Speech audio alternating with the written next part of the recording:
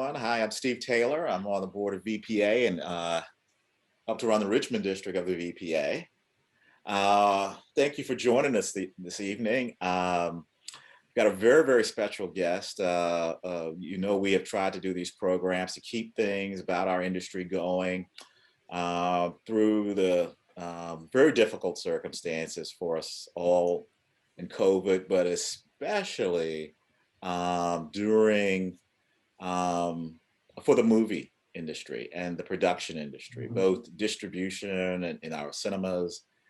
But luckily, TV is there, and one of Richmond and Virginia's own is out there in the big leagues in Hollywood writing for a hit series, Superman and Lois, our own Jamison. And let's a little bit about him.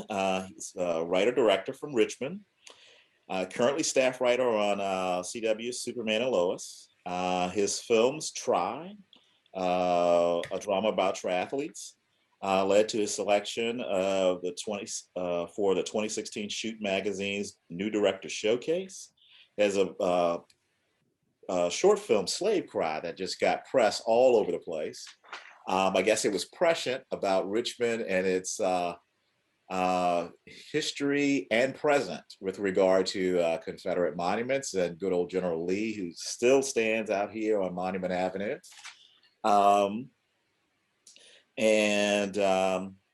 He has done RVA, a pilot about a group of Black millennials growing up in our capital, former capital of the Confederacy.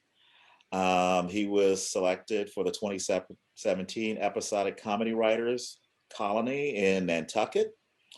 He has worked on a number of programs that have been brought here to Virginia through our film incentive program that BPA campaigns hard to keep our General Assembly supportive of, along with the film office. When he has shadow directors there on AMC's Turn, Showtime's Homeland, and he has worked on Swagger. He's also been a fellow at the state's Fine Arts Museum. So this guy has kept busy and has clearly impressed folks along the way. And we like to talk to him tonight about what it has meant to be a writer, a director, how he has gone from being a sort of entrepreneurial filmmaker to a collaborative filmmaker in the larger industry, and what that has been like, and the kind of advice he can give to us. We wanted to focus a large part about writing. We know during, I guess, the COVID lockdowns, many writers have taken the time to get really busy, putting down those creative ideas, and hopefully he can offer some of us some advice. How we'll proceed is a little bit of discussion between the two of us. And then we'll proceed to have you guys put up questions and we'll read them out. We're gonna try to go for maybe 30 minutes of that, and then stick around maybe the remaining portion for questions. And we hope that you all have brought them and look forward to your participation. Also, just wanted to mention before we go along, Jay's folks will be joining us. Their mom and dad, I think his mom Bertie and dad Calvin. So we welcome them. Andy will be joining us from the film office. So we look forward to him stopping by. And I just wanted to encourage you right now, the VPA is running a membership special. Check out our website. We could use your support. And also, I wanted to thank you all, every one of you who contacted legislators during the General Assembly. Good news to report, the budget included an extra $1 million in Governor's Motion Picture Opportunity Fund. Look for our newsletter on that, and information on elections to the VPA boards. And the next newsletter, we appreciate your participation and encourage you to keep joining. We're trying to get back on track this year. Everybody stay safe and get vaccinated. All right, Jay, with that introduction plus all those notes, congratulations on the show, man. I have watched the episodes that have dropped, and it looks like you have some great backing from Superman's fandom in the DC Comics world, which I guess is always a challenge with the comic book world and some of these long-lived series like Star Trek and um, um, um, ventures like Star Wars. How does that feel?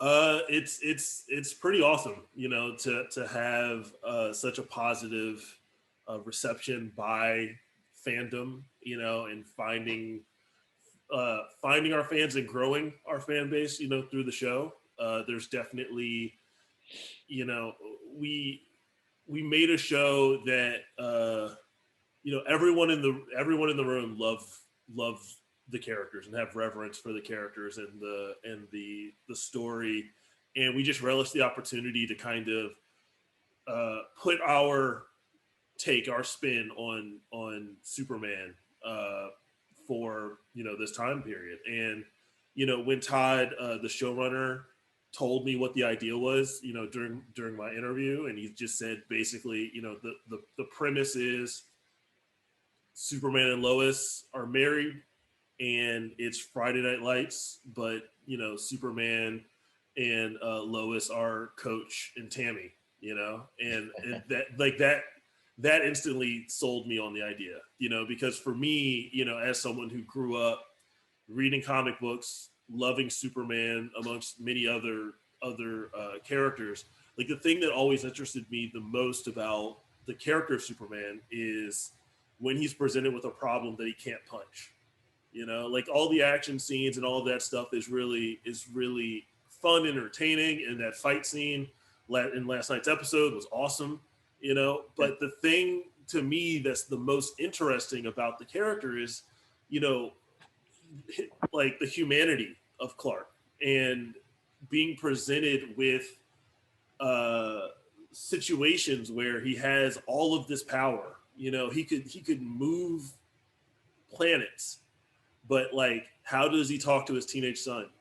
Like that paradox was the thing that really, I found interesting. I think the rest of the writers, in the room found interesting, and that's kind of, I think that's the thing that people are responding to, and also, our cast is just fantastic.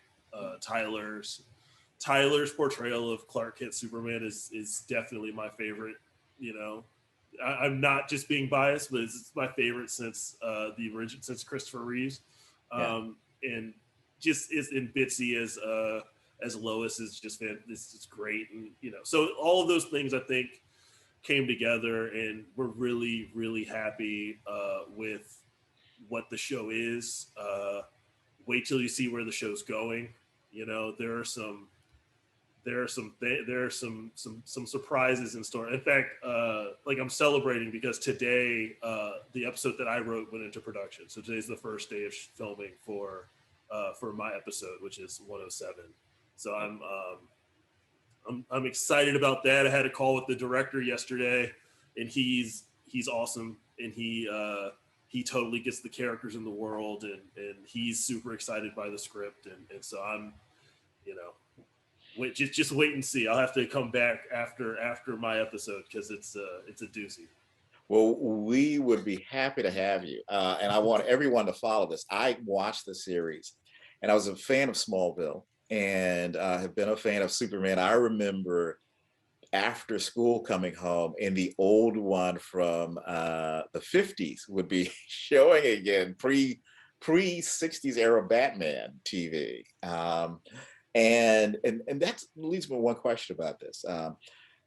Superman now has got to be about 85 now, as far as when he came to life in the comic books. Is that about? Yeah, it was 38. I'm gonna get dinged because I should know off top, but I think Action Comics #1 was, it was like 38 or 39. It was, Okay.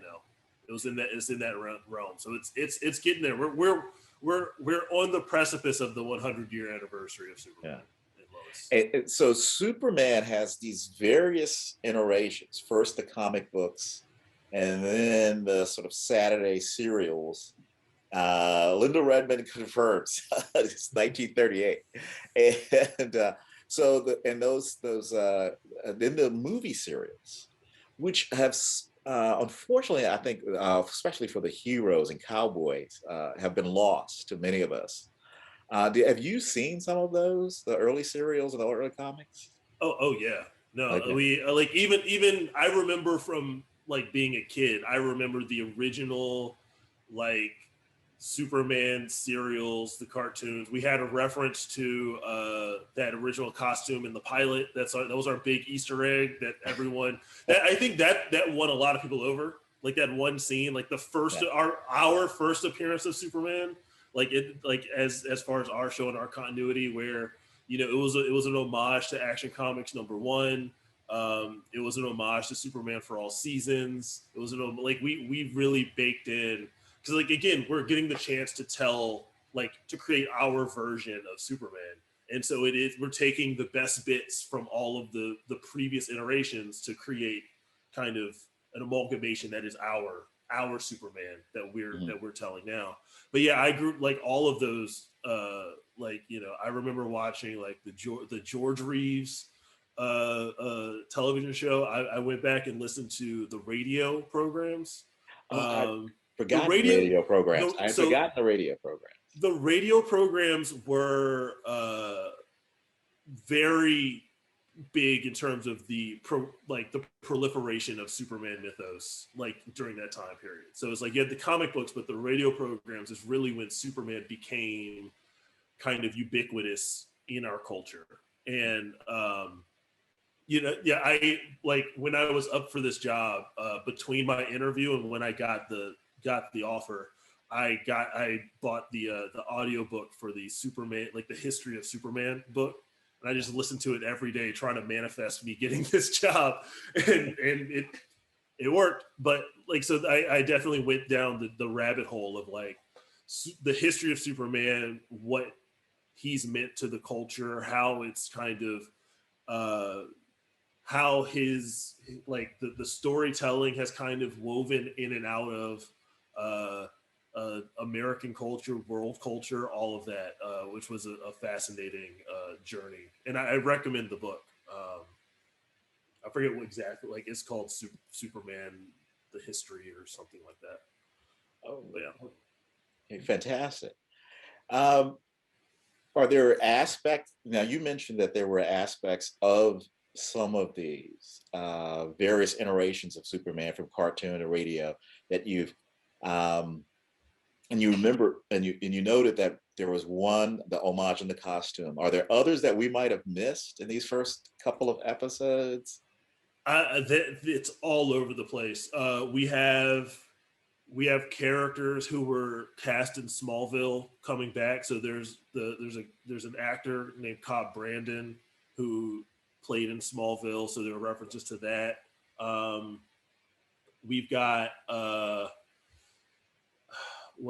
it's like there are some really good if you search Superman and Lois Easter eggs. There are some really good articles that kind of break down all of the Easter eggs and all of the references that we've put together. But I think there's for me, uh, we're definitely looking at a lot of our inspiration comes from the Rebirth run that happened a couple years ago. A lot of I think a lot of sensibilities of like the Dan Jurgens run from like the '90s. I know I brought in a lot of things from like I really loved the animated series, both like the Superman animated, but also the Justice League that kind of stemmed out of like that Batman into Superman into Justice League that happened in the '90s. That was a big portion of like my own personal reference.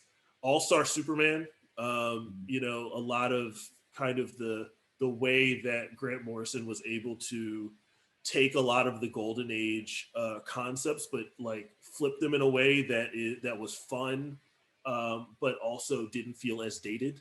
And that was definitely something that we tried to do.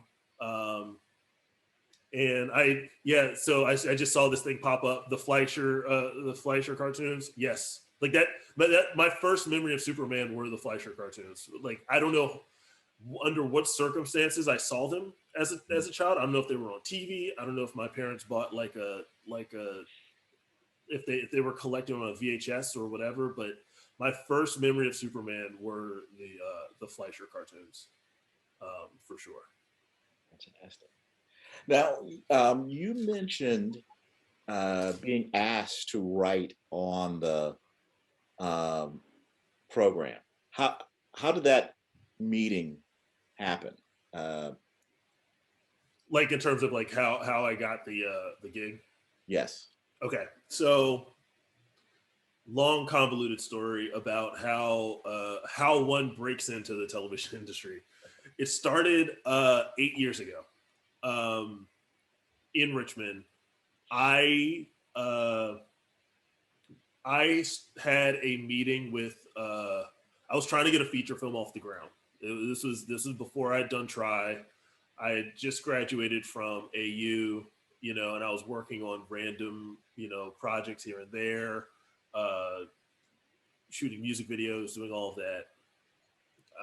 And I had a script that a friend of mine concepted. We co-wrote. I was going to direct it. We were trying to get people attached. We were trying to get financing, and I met with Mark Raper, who at the time was the name of the company has changed a billion times. I think at the time it was called CRT Tanaka, or maybe that's what it's called now. But it was a marketing firm in Richmond, and he was the CEO of the marketing firm. He knew my dad from way back. They played golf together or something. And so he agreed to meet with me because I was trying to raise money for a feature. And he knew, like, he had, like, my dad thought he might have some strategies in terms of, who I could approach, how I could approach them, like in terms of trying to raise funds, like, putting my business plan together, all of that. And so Mark and I started having lunch,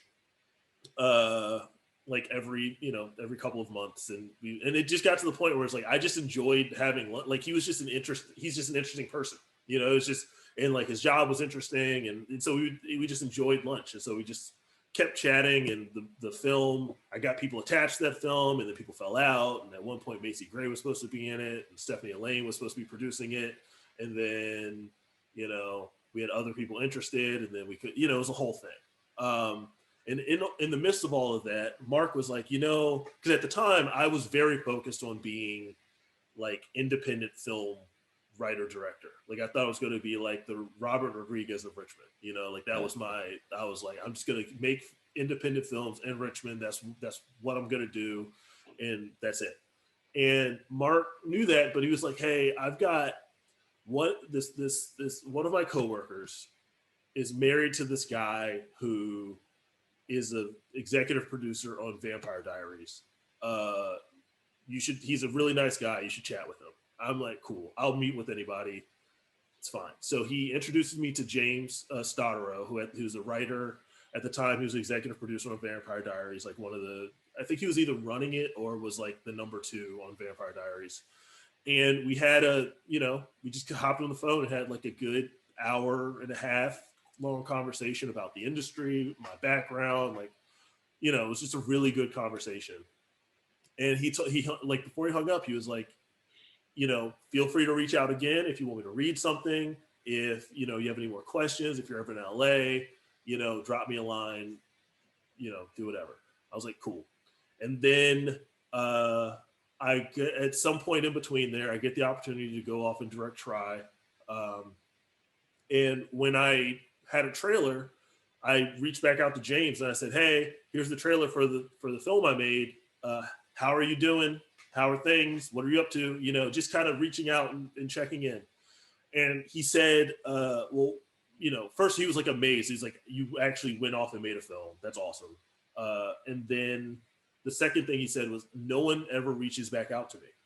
Like you were like the first person who ever like followed up. Like everyone he's had meetings with people like friends of friends who are thinking about getting into the industry, people who are in film school, thinking about going to film school, just graduate from film school, whatever. And no one reached back out to him. And I was like the first one. And I was like, yeah, man, because you're a cool guy. Like I just wanted to be friends, And so that just really started a mutual respect and a friendship. And maybe a year or so after that, I came out to LA for like a 2 week, fact finding, meeting folks, doing all of that. And we met, for the first time, like in person at this like spot in Pasadena. And we just chopped it up for like 3 hours, and he has like amazing stories. He used to be like an assistant for David O. Russell. So like just that alone is just amazing stories, and he's just been in the industry. He's been around, like he knows a bunch of characters. So, and then at that point he finally like read one of my scripts and he really liked it. And he was like, yeah, like I'm going to start, giving your script to my friends who have shows. And, cause he has like an overall at Warner Brothers and, he's worked for years. So he started sending my script, and this was RVA. So at the time, this was my pilot about, young millennials growing up in Richmond. And so that was like 4 years ago now, or like 3 years ago, that he started sending my script out to folks. And then maybe a year after that, I decided to write a genre sample that was like a comic book themed, script, because I loved writing comic books and because his connects were all at Warner Brothers, which is a genre heavy studio, whether it's comic book stuff or just like action adventure or, stuff to do with like the supernatural. I needed a sample that tailored more towards the types of opportunities that may come from his connections. And so I wrote this script called The American Way, which is a reimagining of the Superman mythos through the lens of the civil rights movement. And that's the script that really started generating some heat. I started meeting on a couple of different shows, and it led to, and like this is all happening like on a back burner as I'm doing other stuff. So I'm still in, like, for part of this, I'm still in Richmond. I'm editing, like I'm working on my short film. I'm editing this movie for PBS. I'm doing whatever on this end, and then I get the opportunity to work on Swagger with Reggie. So I'm like back and forth in 2019 between Richmond and LA working on Swagger, and I get an opportunity to interview.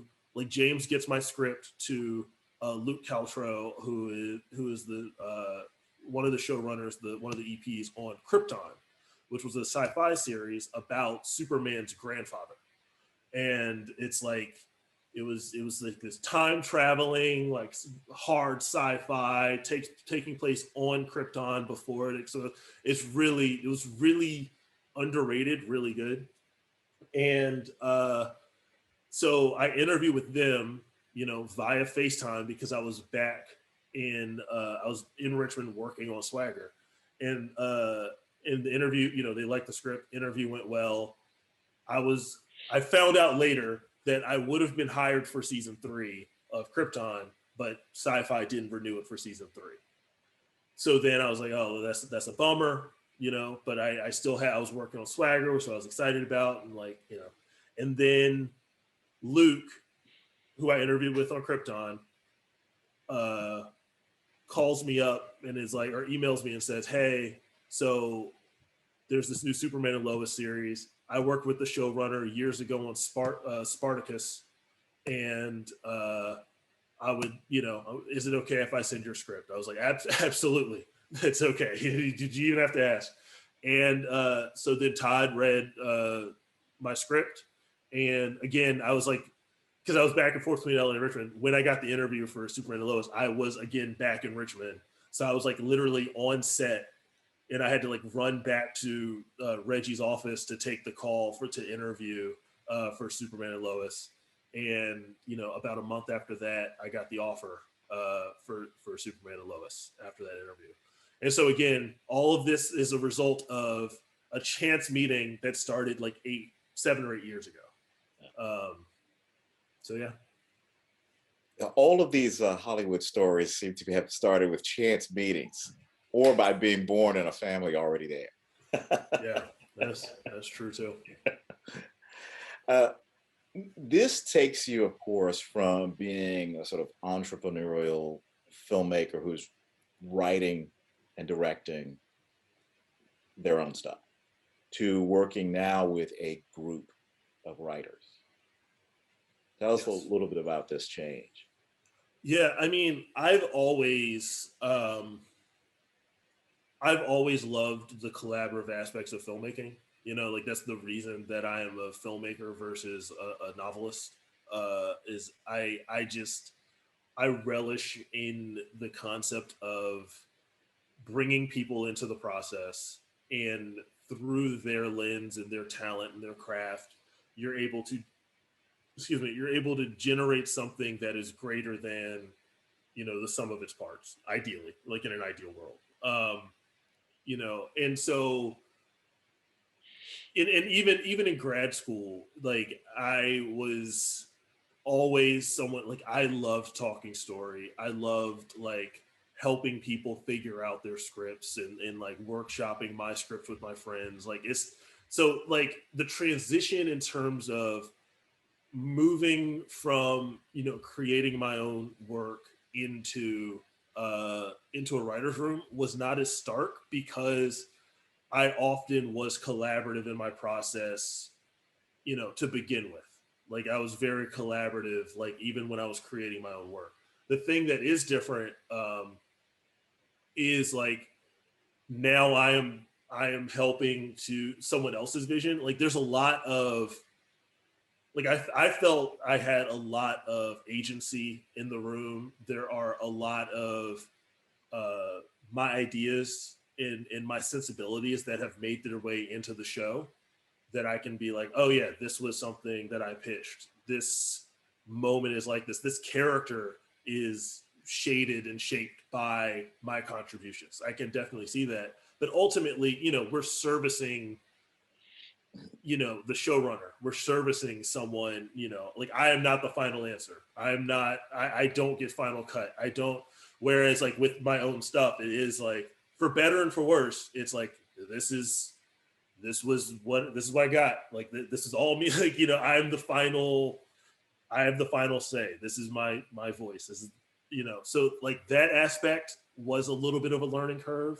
But I was fortunate to, my experience on Swagger, where I was the showrunner's assistant. I was able to see, kind of ride shotgun as Reggie, navigated all of the things he had to navigate, from the standpoint of like, leading the writer's room, filtering the ideas and making sure everyone was on the same page and trying to tell the same story. And then navigating the notes from the studio, the network,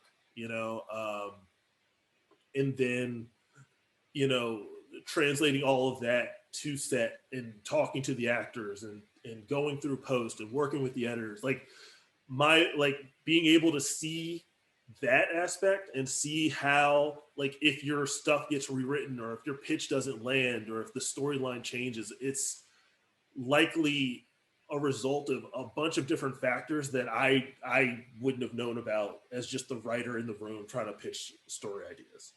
That there are a lot of other voices and a lot of other people that the showrunner has to service to tell the story that they're telling. So it made me a lot, I think I went in, it's still difficult to go to pitch an idea and it not land, or to, really love a storyline, and for it to be cut or changed or whatever.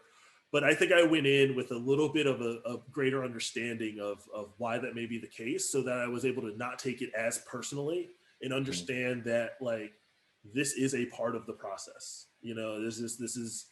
It's just, this is kind of how the sausage gets made. And at the end, you just have to trust that, you know, uh, it's going to turn out to be better. And like for my episode, like a great example is like, for my episode, the original pitch was a great moment. Like when we broke the episode out, and my, like, the original pitch, my original idea for what my episode was going to be, and the climax of the episode, when I went through and pitched it to Todd, when he came into the room and I pitched it out to Todd, like his reaction was literally like, he was so excited. Like he was like, that's awesome. That's amazing. I love this. And I was like, I love it. This is great. Boom. And then as we started trying to get into the weeds of it and figure it out, and like as things in the episodes before started changing, and as things the episodes after started changing, my entire script changed. Yeah. The entire thing, the thing that made like the pitch that made him so excited, that everyone in the room was so excited by, totally gone. Does not exist in the show anymore. But the episode that we came up with, what it turned into, I'm even more excited by. It's like, you know what I'm saying? And that's the process. It's like, oh, this is even better. I didn't even think this was a possibility. And now we're doing this thing, and this is awesome, and I love it. And, and there's part of me that still, misses that original bit, but I can still, like, it's not totally gone. We got renewed for season 2. So, I have time to pitch it again. Maybe we could find a better spot for it. But yeah, just understanding that aspect of the process has been, I think that's the steepest learning curve for anybody, moving into this space. Now you're pitching to the whole group or to one first? So give us the background. The way the room works is, you get the writers in the room. And for most of my year, it looked like this. Not as many people on here, obviously, but like just me talking to a computer screen with some of my closest friends. And, you start with what they call a blue sky, which is basically you're just tossing out just wild ideas, just things that are, what if we did this? What if Superman, I don't know, goes to the state fair, and it's like, oh, that's cool, and then you just kind of write that down. You just general basic ideas, like what if there's a bank robbery, and then what would that possibly look like? And you just kind of generate a bunch of just basic, like just kind of broad strokes ideas of areas that you might be interested in exploring with the character. And sometimes they're emotional things. What if, one character finds something else about another character? How do they feel about that? So you're just blue skying. And the concept behind blue sky is like you're flying in a blue sky. You can go anywhere. There's not there are no reins. They're whatever you want to do. And then once you kind of start honing in on some things that you might be interested in doing, and both for the season, we have like kind of season tent poles that we're trying to write towards, like, oh, this is our big midpoint. This is what our kind of big climax is going to be. This is our big villain for the season. This is, and once you get into your episode, you're like, you start again honing in on what are the tent poles for the episode. And you're doing this as a room. So it's usually the number 2 or the number 3, one of the EPs is leading the room, depending on who is there, because the showrunner, Todd, is off, in prep. He's hiring department heads, he's viewing cuts, depending on where we are in the process. He's casting, there's a lot of other managerial stuff that the showrunner is doing. So he's not able to be in the room all the time. So usually it's the number 2 is leading the discussion of the room, kind of pushing, moving the thing forward, more of this, less of that. And as a room, you start trying to hone in on like what the shape of an episode might be. You call it breaking an episode. We do 6 acts for Superman and Lois.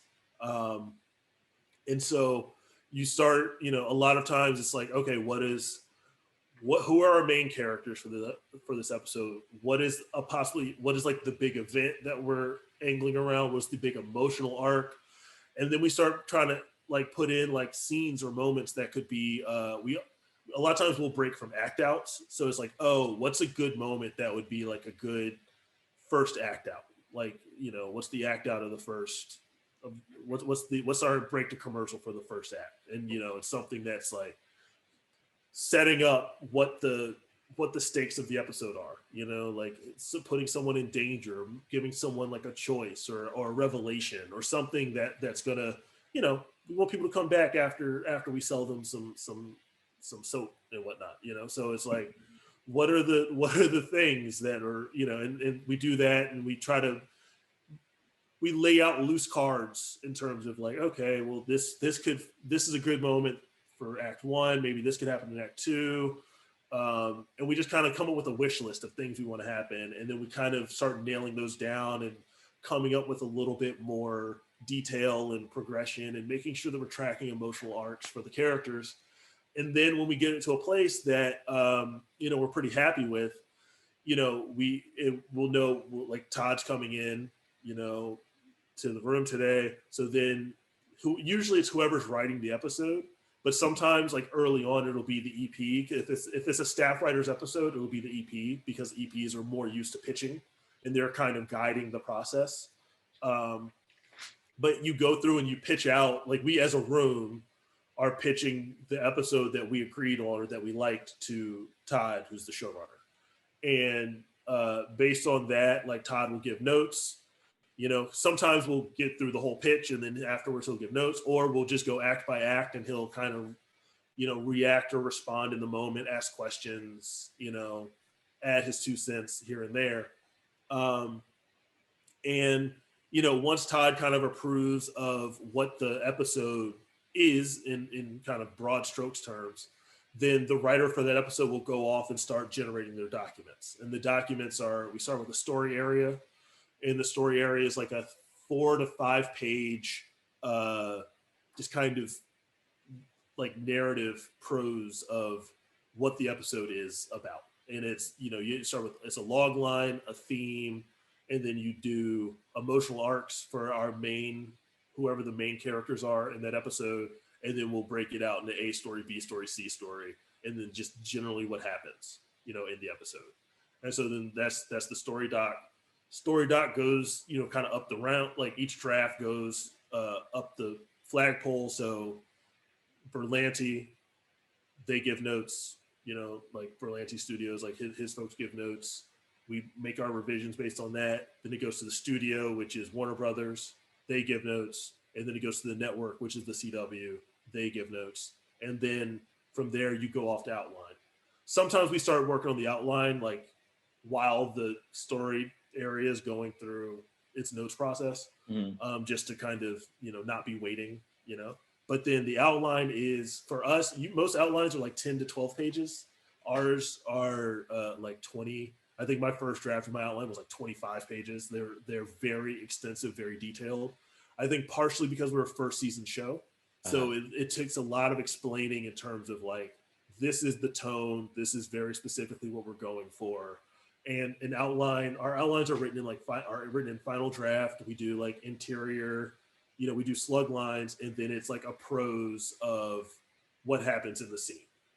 Very much focusing on, like, the action of the scene and the emotional arcs of the scene. Where's the character start? What is the conflict? Where do they end? What's the transition to the next scene and then the next scene? And then we write that outline out.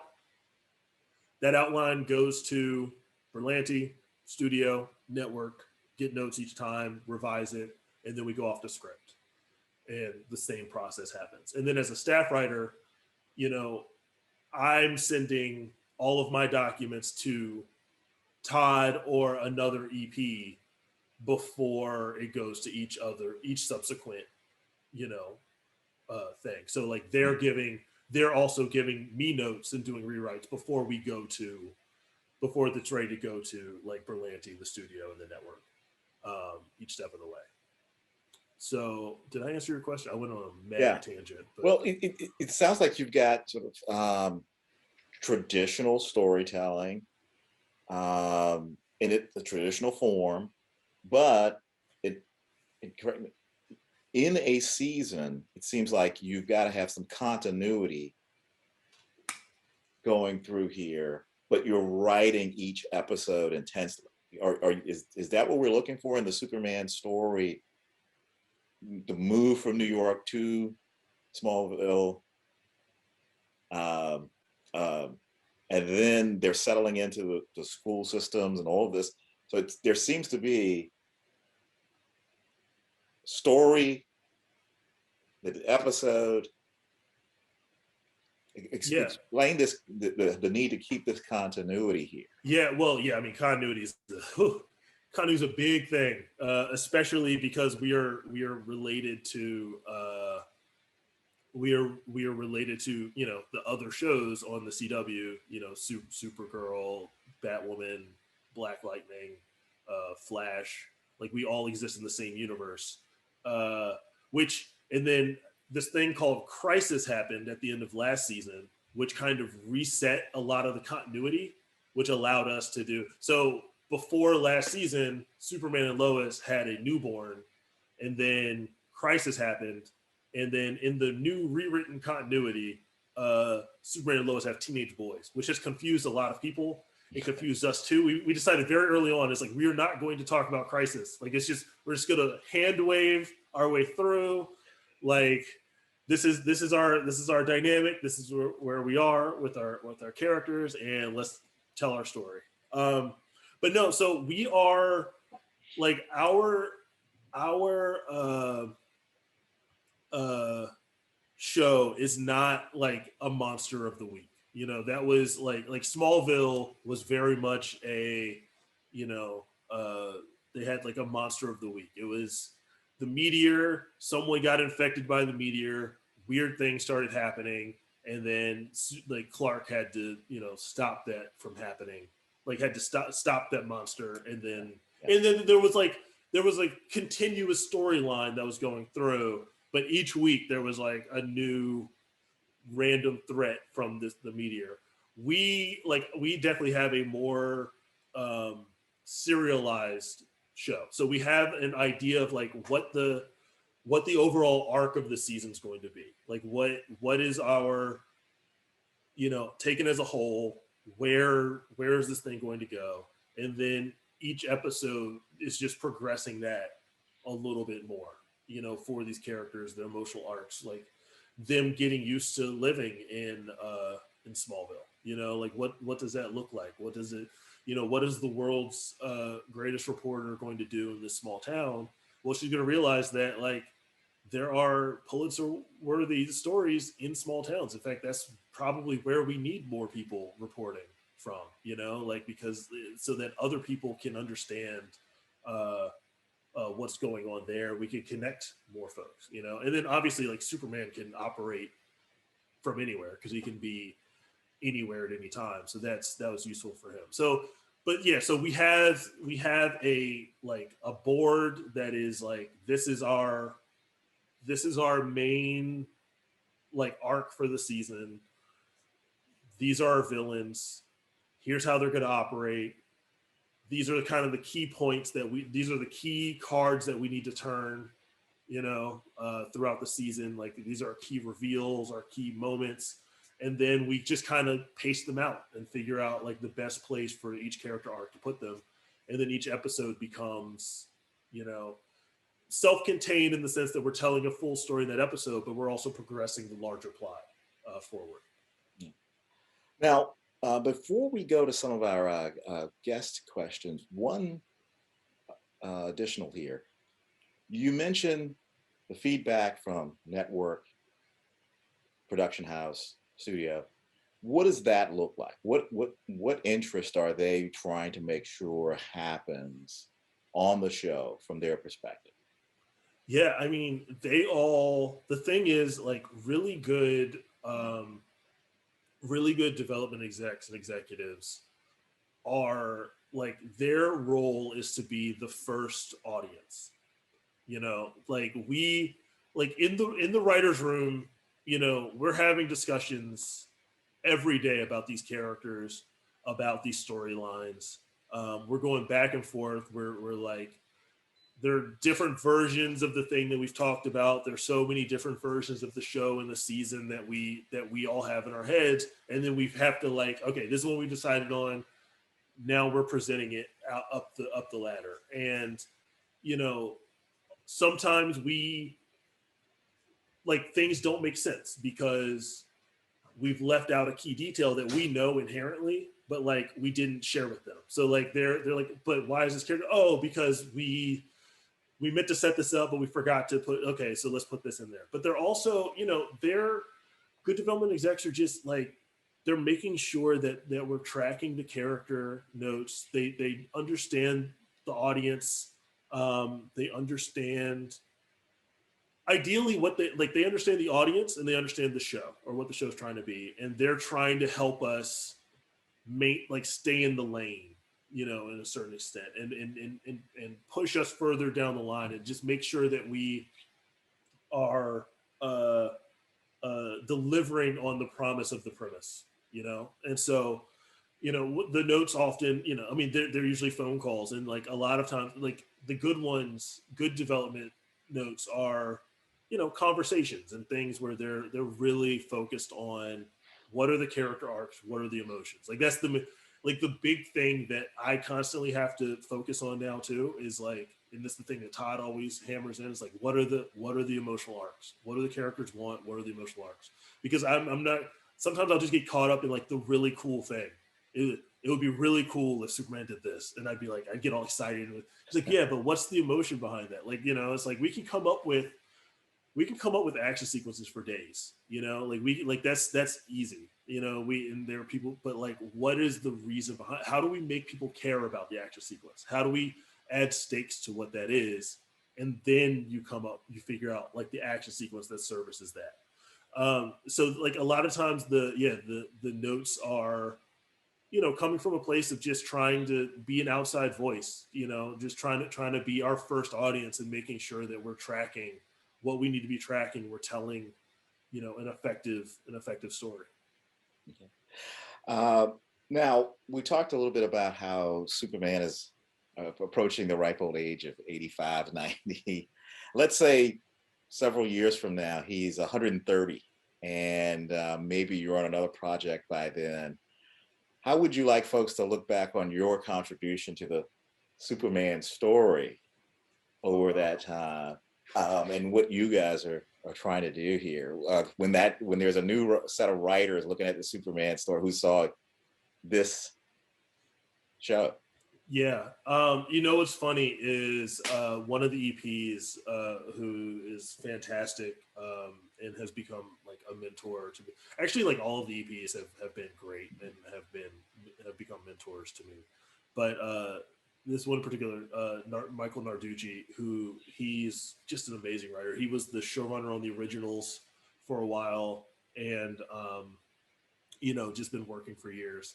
And one day in the room, he posited this whole scenario where he said, you're at an airport and you're waiting for your flight, you're at an airport bar, and you strike up a conversation, and someone asks you, what do you do? And you're like, oh yeah, I write for Superman and Lois. And we're in season like 7. It's like you've been on it for a year. And then they ask you like, what's your favorite episode? And like, what's your favorite, like that you wrote? What's that episode about? And he asked us, to think about that, like as our homework one night. Narducci always gave us homework because he used to be a teacher. He's like a teacher for 7 years. So he's like, all right, your homework for tonight is to read these comic books and to think of these ideas. But that was our homework, was like, what would be the episode that you told this person, that you were chatting with, that you were responsible for bringing to the world. And I won't tell you what the specific episode is because, spoilers that I came up with. But I think, that it's definitely something I've been thinking about, kind of adding my voice to, the lineage, like the canon of this iconic character, in a way that is canon, like what we are writing, what we are creating is going to be part of Superman lore and something that people reference. And I think for me, the thing that I'm most excited about with this show is really excavating the humanity of Clark and Lois in the way and how they're connected to everyone else. And, this idea that you don't have to have superpowers to be a hero, and to do the right thing. And that a lot of what drives Superman is not necessarily his powers, but his upbringing and his values, and his compassion and his empathy. Like, I think, Clark becoming a journalist is himself, a writer, is like kind of indicative of that, where it's like this idea that, it's not a job that he may get certain advantages from his superpowers in terms of being a writer. Like he can type faster, or he can, or maybe he can listen in to for a story and get sources in a better way. But in terms of the actual writing, like him putting sentences together, like that comes from his humanity. That comes from him having read and compassion and empathy, and I think that is kind of what Clark / Superman represents, and that's the kind of version of him that we're putting forward. It's like Clark as a goofy dad, who makes dad jokes and is like just a regular guy, and I think that kind of duality and like leaning into that aspect of him is something that I hope goes. I think that's the best Superman stories really lean into that aspect of the character, and hopefully that will be the thing that we will kind of put into the cultural zeitgeist as a definitive version of Superman. Maybe not the definitive, but we're trying to, as much as possible, come for that 1978 Superman crown in terms of generating the definitive Superman and Lois.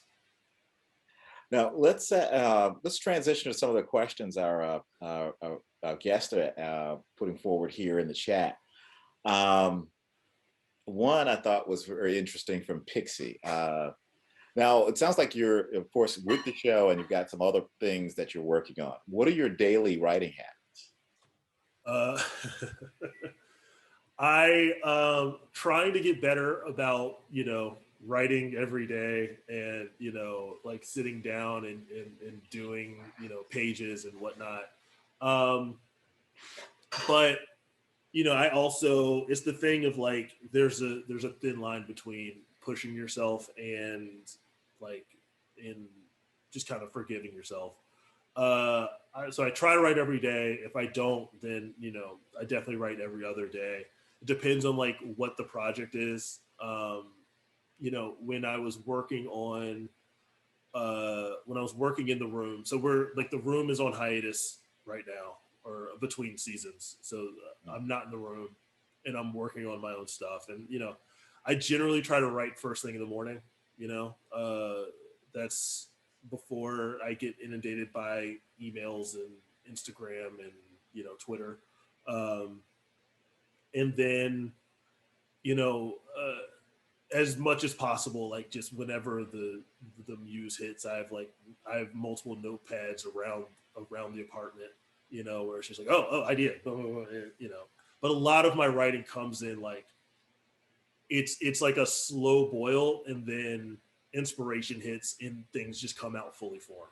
Like that's a lot of like The American Way, like my pilot script just kind of sat like in the back of my head as I was kind of writing it in the back of my head for a while, a couple months, and then just one day I sat down and I wrote the first 10 pages in a day, and then I finished the pilot in the course of like less than 2 weeks, and then it was pretty much like I've gone and revised it, but that one was hasn't changed that much from like when I wrote it. So it is a lot of like kind of it's almost like, instead of like marathon training, like where it's just like a steady run, I do a lot of like high intensity interval writing, where it's just like it's like I'll write like crazy and then not write at all, and then write like crazy. So I'm trying to even it out a little bit more, because it is sometimes stressful and exhausting when I'm like bumping up against deadlines. Now, for some of the other things that you're working, is there a preferred method, a ritual that's, you don't have to go into the secret ones, but are you a pen and paper guy, or are you a tablet, or are you keyboard, or that sort of thing? Or do you have 2 cups of coffee beforehand? I am a pen and paper writer for first drafts. I like to write longhand. I find that it's much like a blank page with a pen is much less daunting than a blank, a blinking cursor, and a blank page there. And if I get a first draft, or if I get a scene written in handwritten, and then I can get on the computer and all I have to worry about is like typing it in. And then that's also my first round of editing and revisions, because as I'm like transferring from longhand to screen, it's like, oh, I'm editing and revising there. I'm a much better editor and revisionist than I am first draft writer. So my consistent challenge is just to get a thing, like getting the first thing done. Yeah. And like I constantly just try to do that as fast as possible, because once I get into the revision and the editing, like that part is that part is fun to me. You know, like that's the part that I actually enjoy. I don't actually enjoy writing. Like I don't like, there are people who are like, I love writing. I love the process of writing. And I'm like, more power to you. I think those folks are sociopaths. I don't know. Like I haven't met like a writer, like, you know, I love having written. I write because I feel like I have to. Like, as like, if I don't, then I'm more uncomfortable than if I, you know, than writing. Like that's more uncomfortable. But I do not like the process of like sitting down and just like in writing, unless I get into flow. And like when you're in flow, that there's nothing like it. But Yeah. yeah. Now, as a writer, do you find yourself now? It's always said, good writing is good editing. But as a writer, do you find it's because you have a story to tell, or I'm a storyteller, or I'm a person who needs to express? Um, you know, I'm not sure. Like, I think it's a little bit of both. You know, I think, uh, you know, I think I started making films at like, because it was a need to express. It was a need to just be like, I have ideas and I want to share them with people, you know, and like I think this idea or this moment or this concept is funny, so let me make a film about it and share it, and you know that's what I did, and the people were like, yeah, that is kind of funny, that is amusing, and I was like, oh great, and then that just kind of spiraled, and I just kept going. It gave me confidence, and you know, but there are projects where it's like it is like I have to do this because this is a story that I have to put out into the world. This is a representation, a concept. This is a thing that I have to, you know, because if I don't make it, it won't exist. You know, there are things like that, you know, where it's like there are ideas where it's like, you know what, someone else is probably going to do this. They'll do it pretty well. That's fine. If I get a chance to do it, that's cool. But there are things that only I would do. So those are the things that I focus on. Like, cause if I don't write it, if I don't make it, it just won't exist. And that would be a shame, because I think the thing, you know, could be good, you know? And so that's what,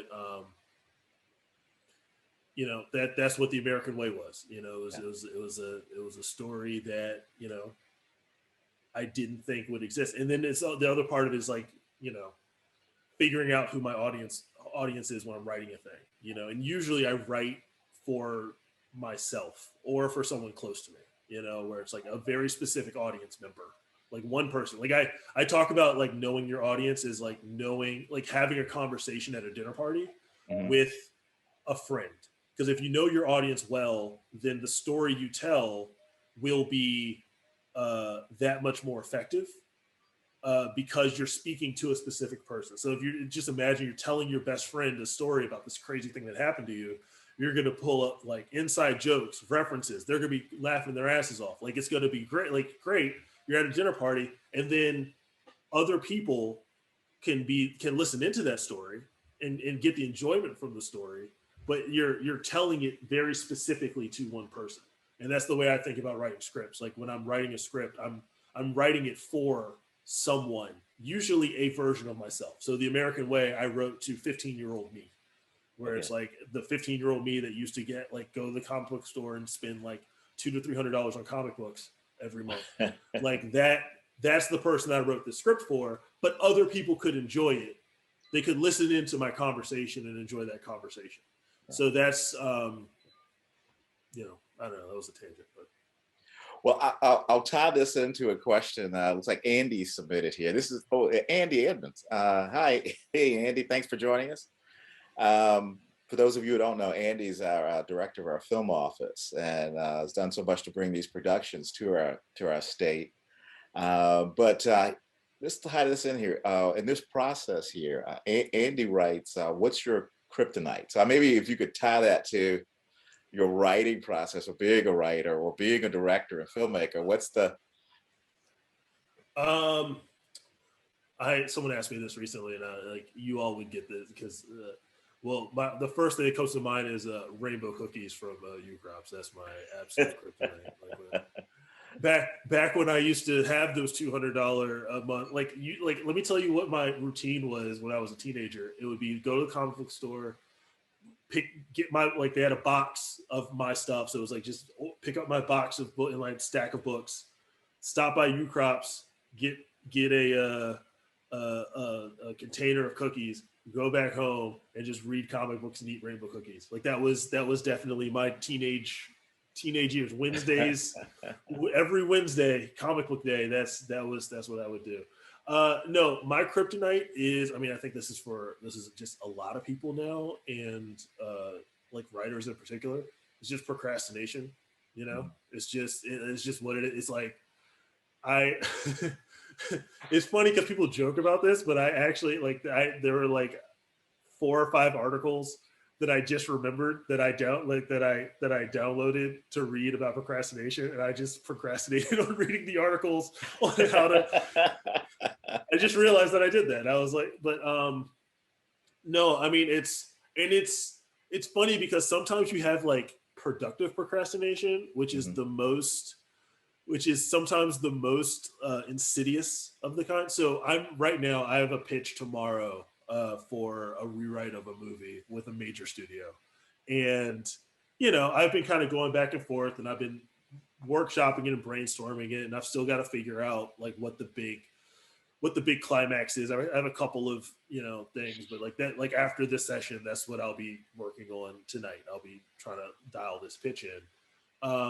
But like while I was working on the pitch over the weekend, I had a whole movie come to me fully formed in my that I had to write down. So it's like I'm trying to work on the thing in front of me, but like I have like other. It's like I always have other amazing ideas while I'm trying to focus on the thing that's like right in front of me. And I think that's a lot. I think that's a lot of people. If you look, I mean, if you just go to Twitter, like Twitter, there's a big portion of Twitter. Like I follow a bunch of other writers, TV writers, film writers, whatever, and it's just there's a whole section of Twitter that's just writers procrastinating, with each other, just group procrastination on Twitter, sharing memes, arguing about formatting and rules and whatever. It's just a bunch of writers procrastinating.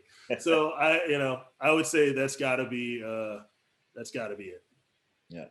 Now, from a man I know to be a writer, Tom Sanchez Prunier, he asked, "At what point did you secure representation? Are you in the WGA now?" Yes. So I was in I got into the WGA from Try, which was a union film, and I did the rewrite on that script, and so that's what originally got me into the WGA. I did not have reps when I got hired on Superman and Lois. It was just friend, like the networking, James, kind of just going that route, but also during that time, there was still the agency, I don't know what you call it, the conflict or whatever between the WGA and the agencies. And I spent some time trying to get managers, all through from 2017 to midway through 2019. I was like actively like, hey, taking meetings. Can you read my scripts? Like, can you watch my films? Like, let's. And then I just kind of, at one point, I had a meeting. Like, I sent my stuff to one management company, and it was like decently positive feedback, but like they were just kind of like, oh, we want some more. Like, what else do you have? And I was just busy working on Swagger, and I was like, I'm sorry, this is what I've got. Take it or leave it. And then at that point, I was like, you know what, I'm not going to chase representation right now. I'm just going to focus on the craft, focus on my career, focus on what's in front of me.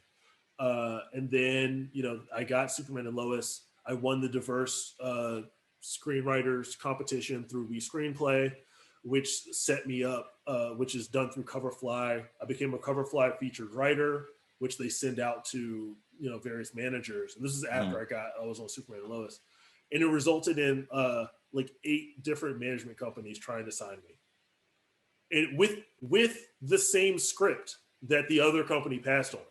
Like, I didn't write anything new. The only thing that changed was like I had now been staffed on Superman and Lois, but the 2 scripts that got all of the meetings were the same 2 drafts of the same 2 scripts that I had gone out with the previous years. And it was like literally just a shift in like, well, one, who was seeing them, and then the way in which they were seeing them.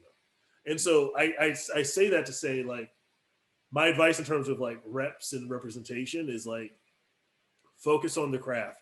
Like, just keep focusing on making your scripts and your films as undeniable as possible, especially from a writing standpoint. Because like making short films is like expensive. It does take resources and time and money, and gathering people together and all of that. Writing is it is time and effort and energy, but that's it. You can control it all. Like, you can keep writing. You can write another thing, and just and work and rewrite the thing that you wrote before, because that's, and then kind of have faith in the thing that you write, because sometimes the thing you write now might be the thing that opens a door 3 years from now that you didn't know exists. I would say, like, sometimes you make a key for a door you don't know exists yet. When I wrote The American Way, which is a Superman spec, Superman and Lois wasn't like, I don't even think it was in development. I don't even think it was like an idea that people had. I think maybe someone somewhere was kind of like, oh, this guy Tyler that we cast for the Supergirl, guest star to play Superman is like pretty good in the role. Like, he's really good. Oh, and like Bitsy is really good Lois. Maybe there's something there, but like, that wasn't even on my radar. Like, I just wrote a thing that I wanted to see, and then it found its audience, and then it got me the opportunity that I like. Again, I didn't even know existed at the time. So yeah, that's my, like, it's having reps is great, but like a lot, like most of my friends, like they get the jobs, like the first jobs, you have to get them yourself. You have to like just focus on your craft, focus on trying to network with producers, people who are doing the thing, and then it'll come. Okay. Another question from Michael Nolan. He's a current film student. He has 2 questions. What's your process from getting from, say, a film school to a small set / projects? What jobs are the easiest to get with beginner's experience? And 2, what do you believe is the most important thing to focus your time on as a beginner, personal projects or working on larger sets? Thank you. Oh, wow. I would say I'll start with the last part first. I think that depends on what your focus is, like what it is that you want to do. When I went to AU, there was one of my good friends. He was my roommate in grad school. His name's Drew Lewis, and he was a very talented director. Like, he was just super talented. Like, he made some of the better short films, in the program. But he kind of took a look at the industry and the landscape, and he very quickly was like, you know what, I love the film industry. I love being around sets. I love movies. But I don't love the path of directing, like what all it entails, like I don't think that's for me at the end of the day. As talented as he was like, I don't think that's for me. So he started working, like when we were in grad school, he started working on local projects in DC, as in the electric department, and just started working his way up, getting his hours, so that by the time he graduated, or within a few months after graduating, he was able to join the union in DC. And then he immediately moved to New Mexico, because what he figured out, he gamed the whole system, because he figured out it'd be easier to join the union in DC and transfer to New Mexico than to move to New Mexico and try to join the union there, because there's so much going on. And then once he got to New Mexico, he was able to work because he was in the union. He was able to kind of start getting gigs here and there, and now he's like one of the top, gaffers, best boys in New Mexico, working on giant projects. Like huge westerns and Schwarzenegger movies and Netflix series, and bought himself a house and did the whole thing, and that was his path. Like that was like he was like, I'm content doing this. Maybe I'll get back into doing stuff in the future, but like I want to do this. Meanwhile, I was like, nah, writer director. So I was like a nomad and like, taking jobs here and there so I could focus on like making my own stuff. I would take jobs enough to live, and then I would like put a lot of my money into like making a short film or making a music video, so I could like continue to develop my craft and develop my voice. So it just kind of depends on, what your ultimate goal is in terms of like getting on set. I mean, we have projects. We have Dope Sick filming in Richmond now. We have The Walking Dead. We have Swagger's about to finish up. Like just scouring those like the boards. To be honest, like I don't know. Like it's been a while since I was breaking in. But I'll tell you, like like for me, I got on LinkedIn because like I hit up the folks that I knew at the film office. I was like, hey, I was about to graduate from AU, and I was like, what's coming down the pipe? They're like, well, Lincoln's about to be here. I was like, cool. Let me get my resume and cover letter together, and let's go. And then and then once you get the first one, like the thing is tricky sometimes is getting the first one. And we're trying to do more in terms of like reaching out to film students and getting them on set. But the key is once you're there, being as proficient, as happy, like as chipper, as positive as possible on set, so that you can make those connections to folks, so that when people need to crew up for the next thing, they're like, oh, I remember this person was great. They had a great attitude. They were on time. They left late. They were passionate. They were all about it. And then they'll call you up for the next opportunity. Because a lot of my stuff, like a lot of my early opportunities came from, like Christina Garnett, who is, I'm sure a lot of and, as a producer and production coordinator, production supervisor, just all sorts of production. She was doing a commercial like way back when, and she gave me my first job, and we become friends ever since. And she's produced my shorts, and, she's the hope. But like, that's how, like, she would call me up when there were opportunities and jobs available. So, it's just trying to, and also like commercial, like there are commercial shoots, and commercials sometimes are more likely to like, they're good for like 1 or 2 day shoots. You can hop in as an intern, as a PA, get some experience and make some connections. And then when those people go to the next thing or they go to the next series, then they'll remember you.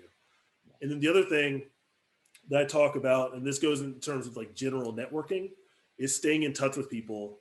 This concept I call pleasant persistence. And, the idea is like, just check in on people, like you don't like, it shouldn't always be an ask. It shouldn't always be a thing. But like, if you email someone that you've networked with, who's in the industry or what have you, and they don't respond, don't take it personally. Like I know for a fact that I can be very flaky, because sometimes I'll get an email, that I'll read in a haze at like 6 o'clock in the morning before I like fall back asleep. And I think like I responded to it in my dream, or I'll just forget about it. And then that person like a couple weeks later, a couple months later, will just check back in, like, hey, just checking back in. I'm like, oh, I'm so sorry. I was busy. I was on deadline. I was in the middle of a script. I was like, whatever. And then I'll be able to interact with them, and so it's just, and like checking back in, like if you've done something, if you've networked with someone and you've had a good conversation, and then you go and make a short film, send them the short film. Hey, just checking in. I just made this thing. What do you think? I just got into this film festival. My script just placed in this competition. I just started working on this project in Richmond, because who knows what random connections might happen, or if you're like at the top of the inbox on the same day that someone reaches out to them and say, hey, I need someone for this opportunity, and you can make that connection, you know? So that's the pleasant persistence is something that I try to tell everyone in this industry. Uh, that's great advice, almost I would say for any profession. Um, now, this is one from Mike. Question for Jay. Do you agree with Quentin Tarantino's theory about Superman's view of humanity by Kill Bill by Volume 2? Do we have to elaborate on this? Now, this is a very remind me. I remember the conversation, but like there have been so many different like. Is the idea that like Tarantino's thought is that Clark Kent is the alias? Is that can someone? Mike, are you? It seems like you're on there. Could we? I think Mike is one of our controllers. Can you? Yes. Okay. I remember now. Is that Clark Kent being like kind of this bumbling person or whatever is how he views like this, the lens through which he views humanity. I feel like that take is a little bit more cynical than my view of Superman, you know, and I may not be remembering the nuance of it, but you know, I kind of view, you know, I think Tyler put it really well, and I kind of agree with, you know, the way that Tyler thinks about the gradation of like the Clark versus Superman persona. Is that, you know, Tyler like has like 5 different personalities that define, you know, his character Clark / Superman, and they're in the extremes of which are the exaggerations of Superman on one end and Clark on the other. So it's like he over exaggerates on one end for the character and you know, and on the other, and that the real version of Clark Kent Superman is somewhere in the middle. And I think that's, you know, I think that's something that we all understand. It's just to the extreme, right? It's like there are certain, like, I feel like I am often myself, but like I code switch based on whether I go, like, depending on what the forum is and who I'm talking to, like, and what the situation is. You know, when I am directing on set, that's a different version of me. It's still me, but there's a different version of me where it's like I have to be more decisive, more in command, more like calmer, you know, and kind of have to be like a certain version of myself versus when I'm just hanging at home with my friends, you know, or watching a show. And I may be more excitable if I'm like watching a basketball game or what have you. And it's still, it's all me. It's just, you're focusing in on certain characteristics and bringing them out, you know? And I think, you know, in our version of Superman, I think Tyler does a really good job of kind of playing those nuances and variations. You know, there's a great moment at the end of the last episode where he's, you know, like, it's minor spoiler alert, like Clark becomes the assistant coach of the football team, you know, to spend more time with his boys who are playing football. And, you know, he kind of plays up the dad, you know, the dad jokes and, you know, kind of playing into that thing. And like, I think that's him just as much as like in a certain situation where he's got to be Superman and he's got to really be like in command of the situation and strike fear in his in he has to strike fear in his antagonist's heart while also instilling confidence in the people he's trying to save. I think we can all relate to that in our own way. It's just that his, because he's so powerful on the one end of the spectrum, is, you know, it's just a more exaggerated version of that. Okay. Fantastic. Thank you. Yeah. This one from Philip. Have you ever tried the artist's way? And if so, did it help? Yes, I'm glad my sister is not on this Zoom call. She might be, or listening in from the other room. She is currently doing the artist's way. I was supposed to start it again with her, and I got, you know, about 4 or 5 days into the morning pages before I fell off. Um, it definitely helps when I'm dialed into it, and I recommend it to anyone. Like it helped me. I do it like I at least listen to the book or read the book, like once a year just to help reorganize my brain and like my creative approach overall, even if I don't, kind of do the actual step-by-step method. There's a lot in there that I think helps creatives in general kind of process their own creative process. Okay. So yeah. Richard asked, boy, folks are cranking out the questions here. Richard asked, what are your producer duties like that hold you back from writing? Uh, well, on Superman and Lois, I don't have as many. I don't have producer duties yet. I'm still a staff writer, so I don't. And and that's my my main gig. So I don't like right now. I don't have any producer duties that would necessarily hold me back from writing.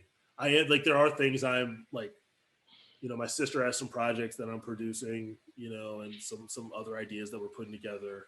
Um, but there aren't really uh, any things there. I think it's more just like the things that hold me back from writing is just procrastination. And also, this is another thing that I was going to bring up earlier in terms of like my process. I didn't realize how much of my process revolved around going to coffee shops and writing. Not to be a total cliche, but you know, that like just going to a place that was not my home. My sister and I have very much been in our apartment, and we have a desk that's shared. But like it's like I basically spend like for the last year, it's been my bed, my desk, in this spot on the couch that I'm at right now, like this Bermuda Triangle just pinging back and forth. And it was very difficult for my creative process. It was very difficult for I realized like when I did the rewrite on Try, I did a page one rewrite of that script in 10 days. And in the middle of like pre-production for the film. Like so I'm reviewing casting tapes, I'm like trying to hire DPs, locations, like just doing all the prep. And so the way that I did that was I woke up in the morning, went to a coffee shop. I lived on the south side of Richmond, so I would like off Forest Hill. So I go to the Starbucks that's off Forest Hill, like where that thing is. Yeah. I would leave my phone in the car, take a notepad, the script, and a pen, go in, get a chai latte, and just sit and write until I got tired. So usually like an hour and a half to 2 hours. Um, and then when I got tired, I would get in the car, drive to another coffee shop. On the drive, I would do my pre-production work. So any phone calls, emails I missed, I would handle as much as I could. Get to the next coffee shop. Usually it was Crossroads, and post up, do the same thing. And I did that for 10 to 12 hours a day for 10 days. And again, in terms of procrastination, I'm going in there with no phone. It's like just me, the script, and the paper, and I just have to write, and I got it done. And so like not having a place where I could just go, where it's like I'm going to go to work now, and I don't have like other distractions and like the energy of the home. Like that for me has been the most difficult aspect of like being creative this past year. It really was like pulling teeth to try to get stuff written. But yeah. Okay. Uh, Gina asked, I'm wondering, since you started out with the goal of being an independent filmmaker based in Richmond and are now a TV writer on an LA-based series, do you see yourself in the future continuing to write on TV series or to write on whatever comes your way, e.g. features, or do you intend to go back to being an indie filmmaker or all of the above?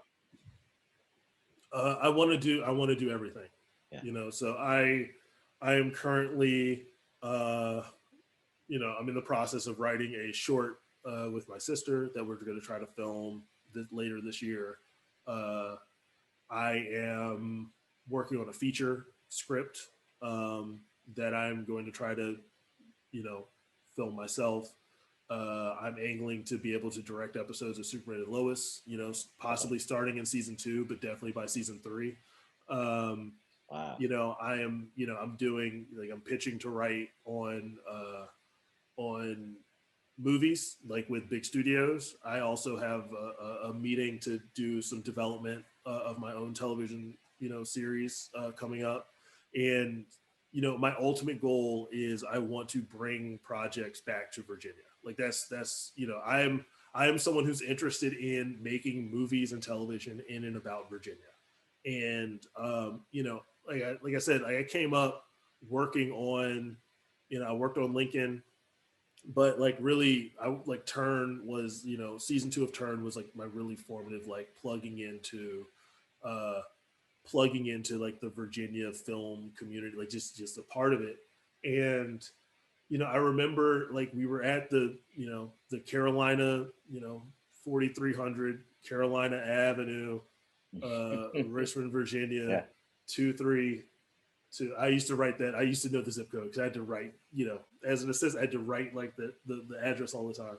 But like I remembered, you know, when I was working on Turn, I, you know, I made a point of like just trying to talk to everyone that I like, all any director that would talk to me, any of the writers that would talk to me. You know, I was just, you know, very respectful. Like with the, if you have time, I'd love to pick your brain. If you have like a half a minute, like what, like at lunch, whatever.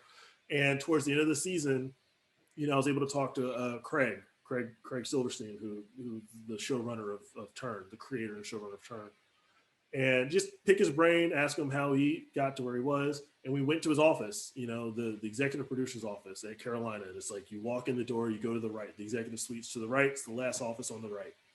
And, you know, I sat in his office for like 30, 45 minutes, and it was like, I'm an assistant. I'm the visual effects assistant.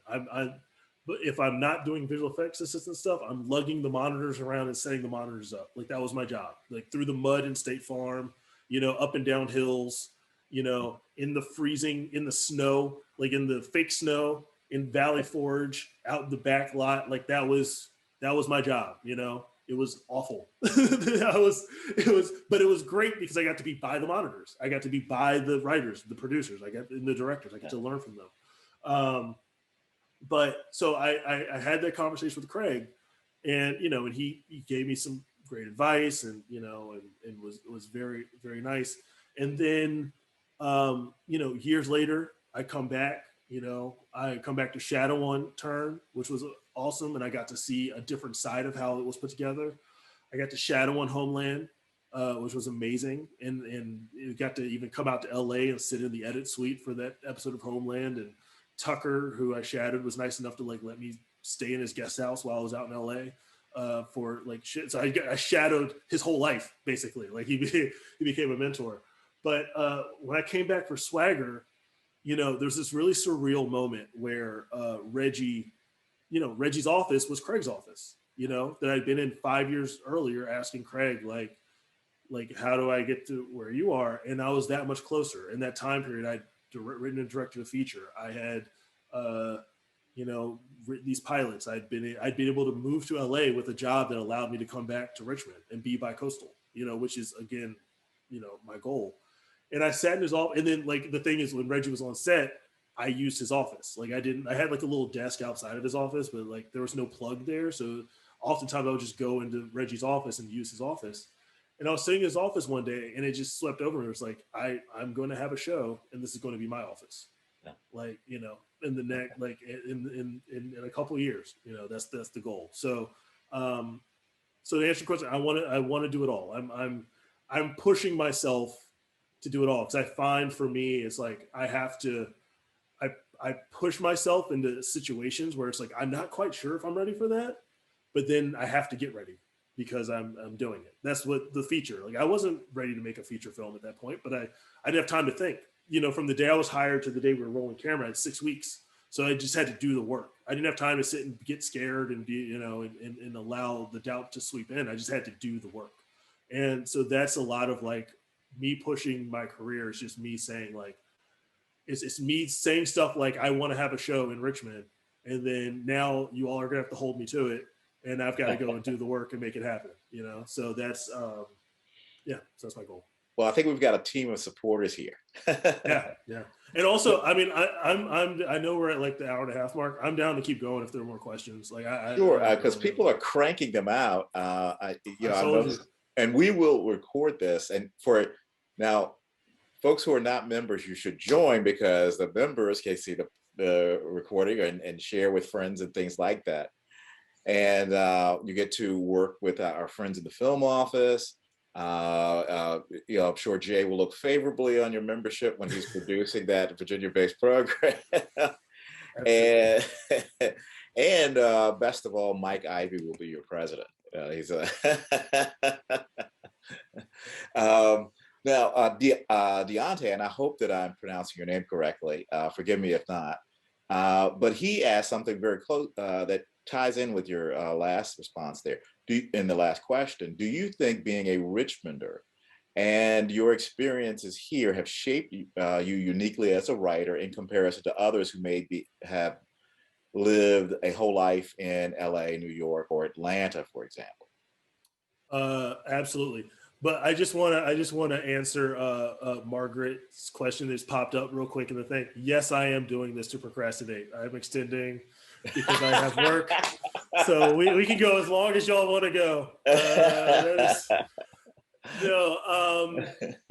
My experience, yes, I 100% believe that, staying in Richmond and the experiences that I got from, my unique experiences in Richmond has helped. And I mean, people have told me this. Like, I mean, this is not just my own belief. This is, so when I did the Nantucket Colony, they announced like the 10 finalists before they announced like the 4 who got there. And out of the 10 finalists, I was the only one who was not based in New York or LA. And I think they even told me out of like their top 25 people, I may have been the only one who was not based in New York or LA. Wow. And then when I came to LA, I had a meeting at it was a couple years ago, but like I came to LA with my script RVA that was about Richmond, and it's like, when I first wrote it, it was before Atlanta had come out, but it's like very much like Atlanta-esque in terms of tone and subject matter and whatnot. But I came to LA for this meeting, and I had a meeting at Amazon, and the executive was saying, he was just like, yeah, like I find that there's so many scripts. I get so many scripts that are just about like 25-year-old PAs living in LA dealing with issues, because that's like so many film students will just like immediately graduate from film school and then move to LA and then get into the industry, and their only experiences are that it's like it's working on films in LA. So it's like you get this kind of crush of like all of these different people writing the same stories. Yeah. And like just me just writing about Richmond and like how unique it is and how specific certain aspects of it are, and how it's this place that is like you have like this weird mishmash of people. Like I remember loving, like when I was still in Richmond, like one of my favorite places to write, like the last like year or two I was in Richmond, was Elwoods, because it's just like the crossroads, yeah. Like the demographics of people who go to Elwoods. You have like the West End, like soccer moms showing up in like giant SUVs, and you got like the vegan art students from VCU all mixing together in this one place, drinking juices and having conversations. And it was great. Like I would go with like my headphones like on, but like nothing playing, so people would like speak louder because they think I'm like just listening to headphones. I would just like eavesdrop on conversations, and they were like just really interesting, random, weird conversations, and I loved it. And so I definitely, one of the things I talked to, like when I did teach, students, and when I still do occasionally teach and do master classes, like it's like have experiences, like go experience, like go and like do life, like just do things, like because that's going to enrich what you bring to your storytelling. Like I said, like Narducci, who's the one of the EPs on Superman, was a public school teacher for 7 years before he got into writing. And so that, like, he brings so much of like that aspect to and he played football. Like, he played football in college, and he was a public school teacher. So he's got like this whole like culture that he brought to the show when dealing with all the school stuff, and some of the football stuff, and so, and then he also, like, he developed this pilot that's about teachers that I read recently, and it's just like, it's so specific, and it's such a breath of fresh air when you have this specific storytelling that's coming from your own personal experience that then people then relate to, and then that builds empathy, because, like, I think that you find a lot of connectivity in the specificity of the stories that you're telling. It's like me saying this very specific thing that, it's like, oh, I did that too. It's like, oh yeah, like, that's cool. Like, now we're connected. Like my example of this, like one of the first pitches that I made on Superman and Lois, I wrote about this on Twitter. One of the first pitches I made on Superman and Lois, there is a sequence at the beginning of episode 2 where they're moving into the old, like, the Kent farmhouse. Like, they're moving from Metropolis into the Kent farmhouse.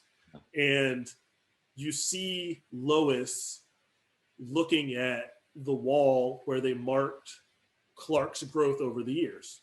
Like, as you grow, you have, like, there's a door, like in a lot of houses, there's like a door frame where it's like, you do the little mark. And I remember for me, it was like, that was like, every time I thought I hit a growth spurt, I'm like trying to go and like, am I taller? Like, like, that was a huge part of my childhood. And I pitched it, in the room, just as like a little detail. And it made it in. It's like really cool to see, like, your first idea that makes it on screen. Like, that's really cool. But what I found is, like, a lot of people, and it also, there's a part of me that's like, I feel like I'm writing myself into the story. I am now connected to Clark Kent. Like, my personal life experience is now connected to the life experience of this iconic character in our version of the show, which is great. Like, I'm writing myself into the narrative. But then, like, when I posted like that on Twitter, there were so many people like, my family did that too.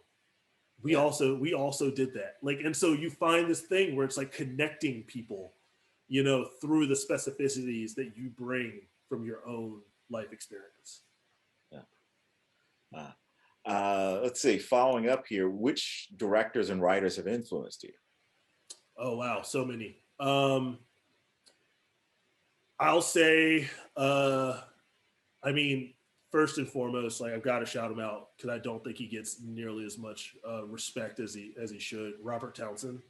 Like, what Robert Townsend did, especially with his first few films, like Hollywood Shuffle, is a huge influence of mine in a way that, like, I didn't even realize until I went back and watched it. And I was just like, wait, was I just copying Robert Townsend in half of my movies? Like, is this, but also, like, some of the, if you look at like some of the people that he put on, like all of the Wayans, got their start in, like, through Robert Townsend films. There's just so many actors that he worked with early on, between Hollywood Shuffle, The Five Heartbeats, Meteor Man, like, all of those were like seminal works that just worked their way into my storytelling DNA. Finding Forrester is the movie that made me want to make movies. I saw it when I was 15. It was my first time seeing myself on screen. Like, I was a young Black writer, who just wanted to write, who went to private school, was trying to fit into both worlds. Like, I saw that in the theater in Richmond at the Willow Lawn Regal. That's now a Gold's Gym. Yes, that's where I watched it, and I watched it and cried. Like, I was like, this is.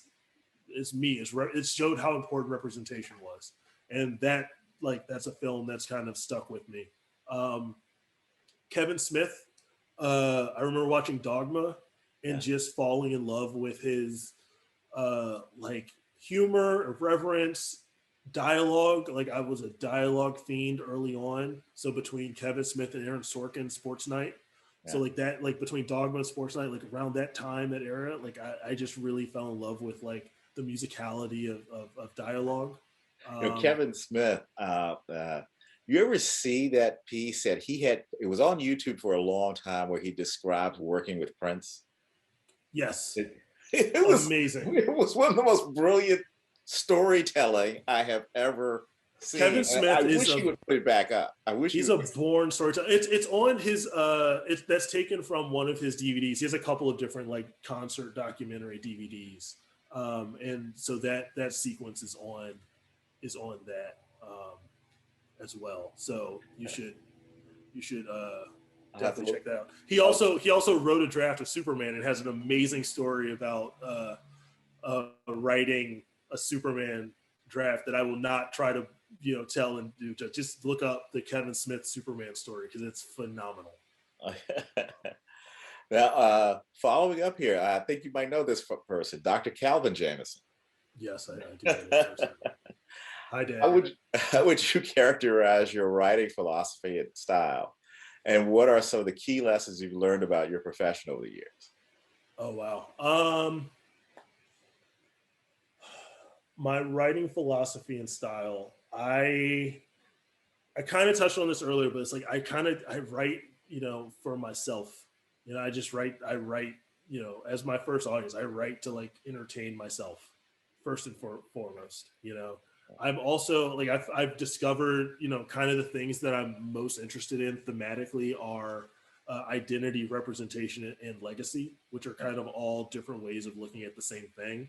Identity is how you view yourself. Representation is how you're viewed, through the media, and legacy is how you're viewed through the continuum of the cultural zeitgeist, right? So Yeah. it's like, just all kind of ideas centered around identity. And so that's a lot of like what my stories are looking at, I just a lot of times I try to just take concepts and ideas that I think are interesting and try to come up with like a new way of approaching them, a new way of spinning them. A lot of my better ideas almost start off as like jokes, where it's like I just think like, what if this happened, or like, what if I were to do this thing that I would never do? How would I go about doing it? And then I would come up with an idea that I actually really liked. Um, like I just came up with like the fully formed movie idea that came up with over the weekend. Uh, is like this psychological horror thriller. And I don't really do psychological horror thrillers, but like I was just kind of like, if I were to do one, how would I go about doing it? And I came up with an idea I really liked, that I will probably Mhm. write in the next, couple of months. So, um, that's kind of generally, and it all stems around wanting to like generate empathy and beauty. Like I'm not a cynical filmmaker. I'm not a cynical person in general. I look at art as, my mindset is like my art is the one thing that I can totally control. The world that I create through my writing is the one thing that I can absolutely control. So why not make it a vision and a version of the world as I'd like to see it? Ultimately, like why not put out positivity and beauty if I have the opportunity to do so? So that's a lot. The building empathy and understanding is a lot of kind of like what my pathos is when it comes to my work, my art.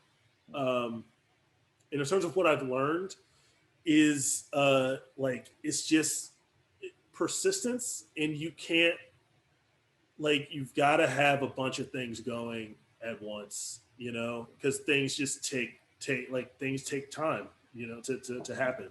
This so it is a thing of like you've got to be able to juggle and move and just try to find what you can, like, find your interest where you can land it. Um, but yeah, that's like that. Now, one comment ties in with a question. Barb, who's one of our board members, she mentions that her 16-year-old son just yelled out that you're his hero. He spends everything on comics every month and loves them. But tying into that, someone asked, what was your Richmond comic shop, and did you find a good one in LA? I have not found one in LA yet. There was one that I went to right when I got the job, and I bought like a bunch of stuff, but I haven't been back to the comic shop in LA since lockdown. And also, like one of the perks of writing for a DC series is we get there's this app called Comixology, and it's Uh-huh. just digitized versions of comic books. So I get the entire DC catalog for free on this app, so I could literally pull up like anything from the DC canon.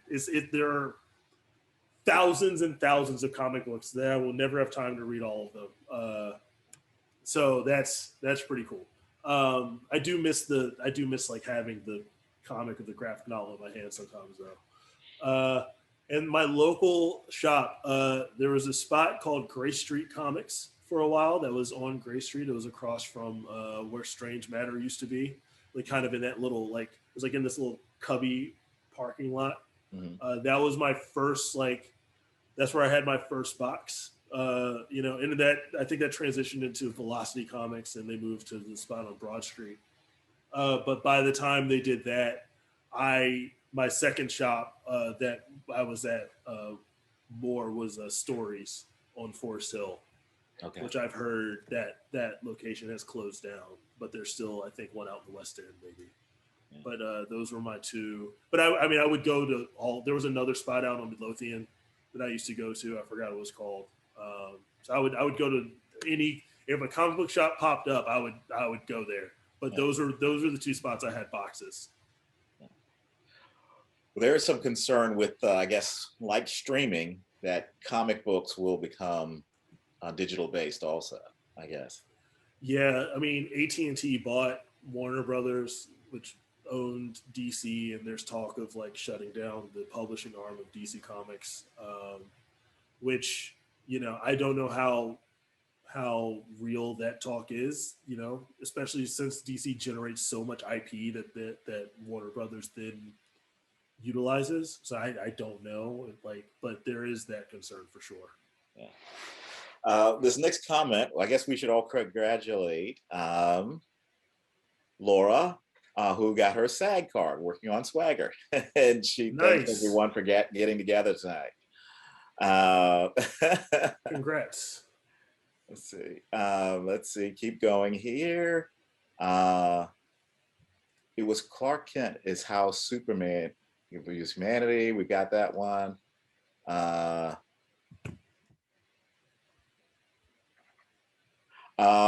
can people keep up with you? Someone asked. I am on Twitter at J Jamison. JAIJAMISON. I've become more active on Twitter like this past year. There was a long time where I just was not on Twitter, but it's pulled me in. So I'm on Twitter. I'm on Instagram also, just J Jamison. Okay. I'm on Facebook, but I'm about to get off Facebook again. I think a lot of people are. Yeah, they changed the format, and I'm like, I don't know if I like this. Yeah. If you're in LA, try as recommendation here, Richard, try Aroma Cafe in Studio City. It's a great hangout and a place to write. Oh, nice. Yeah, once it opens up, I have my spot is Larchmont, is Bricks and Scones in Larchmont. That's where I wrote The American Way. That place is great. They've got a little cubby area. They got good food. And also it's where I wrote the script that broke open my career. So it will always have a soft spot in my heart. So I'm just eagerly waiting for things to open back up, / for me to feel comfortable going to the places that are open, because there are places that have opened, but I'm not at that point yet. Okay. There's a general question going on here. Yes, recordings of our programs can be available, but to members. So you should join. But one of the reasons I'd like to encourage you to join is we need to be, we try to do these programs. We encourage people to join and help us support it in the effort, especially the political effort, to support the Film Incentives Program. But these programs that we try to do, we need your ideas, we need your support in pulling off these sorts of things, especially once we're back able to meet again. We often trying to meet in our district groups in Nova, Hampton Roads. We'd like to find some other programs in other parts of the state, or districts in other parts of the state. But we could use your support in actually um, bringing programs together. And of course, after that, I would love to see us continue doing some things virtually, so that we could have, in-person programs, and it just, run the gamut of having great programming for our members and for the larger film community. So we encourage you to join. We do have, check out our website, a membership special right now. That's in light of all of the economic downturn, but for new members, there's a great special. So we encourage you to join. Um, Going back to the questions here, and what are some recent films and television shows that have inspired you? I think you've mentioned some, but um, Um, and we touched on Margaret's comment here about procrastination and yes. Tom. Recent things that have inspired me. Ted Lasso. I love Ted Lasso. Yeah. That just when you talk about a show that is just a breath of fresh air and positivity, while not sacrificing good storytelling or feeling, sentimental, or or what have you. Ted Lasso is like the top of it's like the top of my list. I loved Watchmen, just in terms of the way they were able to take a source material and kind of be inspired by it, and use it as a jumping off point to tell a modern story, that is super important. I have been, my sister and I have been going down the rabbit hole of Korean dramas recently. Okay. Uh, Yeah. and, definitely in terms of like escapism and just experiencing a different culture and a different way of storytelling. They have like these 16 episode fully formed series, where it's like one story told over like 16 hours. Mhm. And some of them are just really really fantastic, and that's what we've been watching a lot of recently. The one that got me in was this show called Itaewon Class, which is on Netflix, and it's just really really great storytelling. Yeah. And yeah, like those. Oh, and WandaVision was amazing. Like WandaVision was just I mean, just an absolute feat of storytelling, that I was, very jealous of, and very jealous of. So yeah, this in Atlanta. I love Atlanta. Great show. Okay. Uh, um, James asked, it's good to see you, James. We met some time ago, and it's good to see you here on the program. But what books did you read that helped you with your writing? Uh, I got a lot out of the Save the Cat series by Blake Sidner. I a little secret. I have never read the Save the Cat series. I'm familiar with the concepts. I've never read the thing all the way through, but I'm familiar with the concepts. I I'm sorry. I would I would say the main thing, like if I were to trace it back to like one thing that's been like really influential in terms of like my screenwriting development, uh, it would be the John August blog that he had, like johnaugust.com, that he ran for years, that didn't transition into the podcast Script Notes. But the blog, like I remember being at Hampton in my English class, uh, not paying attention to the lecture and instead reading the blog on like screenwriting tips on johnaugust.com. So like that was one thing that like really helped me navigate screenwriting. Um, and then like I like there are a couple of courses. Claudia Myers's course at American University was where I wrote my first feature, and I forgot what our book was for that, but it was kind of like she used a couple of different books, and it was like kind of because I mean, screenwriting philosophy is basically the same thing told in different ways. So whether it's like a circular thing or the hero's journey or like a graph or an X mark or a silicone or whatever the things are. It's the same general principles. And I've kind of just like my philosophy is kind of an amalgamation taken from a bunch of different things where like I focus a lot on theme. I generally for features I do like some weird amalgamation of like a sequence and a 4 act structure, which is basically a 3 act structure where the second act is just divided into by a very strong midpoint. So it's like it's all the same kind of things just told in different ways. So I think when it comes to like screenwriting advice and philosophies, mine is very much you know read it all, like learn as much as you can, but don't like I like to say like read it, learn it, forget about it, and then use it as diagnosis like once you've written the thing. So it's like write the thing as much as you like as best as you can feel. Oh, this feels right. This feels right. And then when you read it, you're like, oh, this isn't working. And then when you analyze it, oh, that's because my first act is 60 pages long. Oh, that's because my midpoint doesn't work. Oh, that's what like it's better instead of like building the thing using some sort of structure or formula. Like my philosophy is like write the story. We've all seen movies. We've all read. Also, just read a bunch of screenplays. That's the other thing I did. I just read a bunch of screenplays.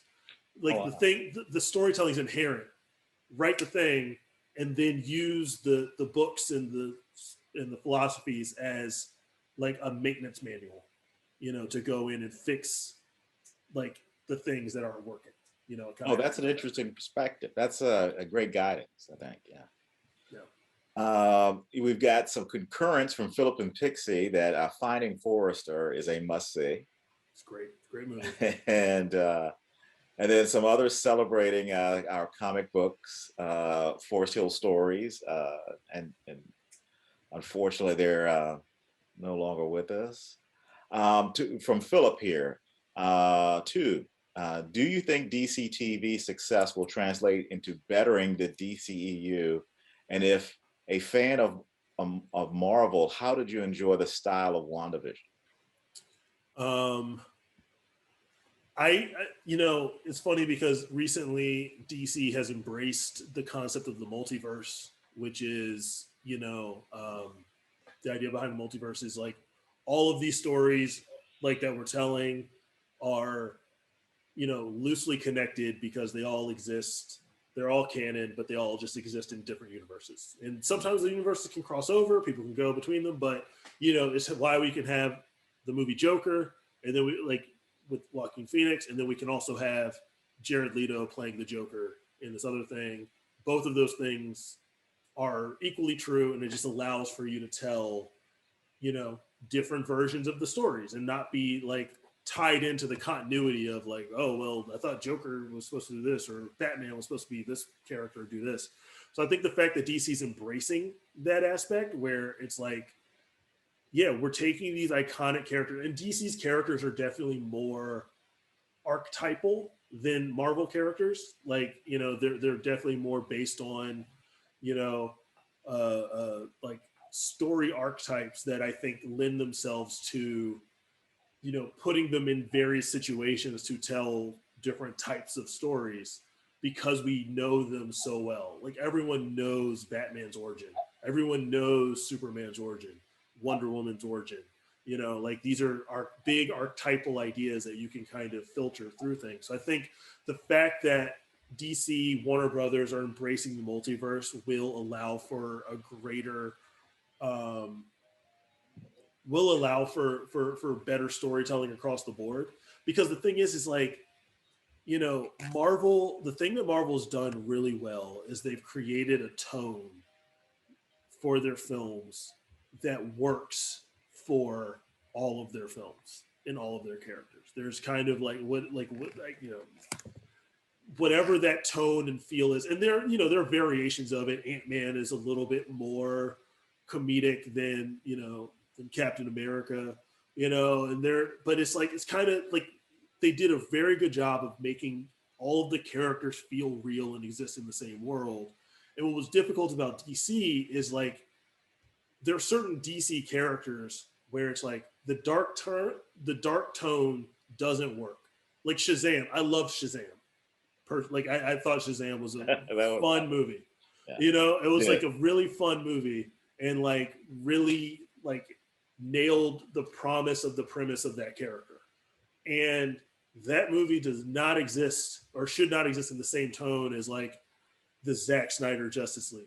Like Shazam, like they're just different. Nor should they. Like Shazam doesn't belong in that world. And so like embracing the idea that it's like, yes, we can have this version of Superman that is like kind of dark and brooding and, you know, conflicted and, you know, is this kind of what like the Snyder Superman, but we can also have this other Tyler Hecklin Superman, this the dad and Goofy, and you know those two things can both exist in their own world and tell the stories that they want to tell.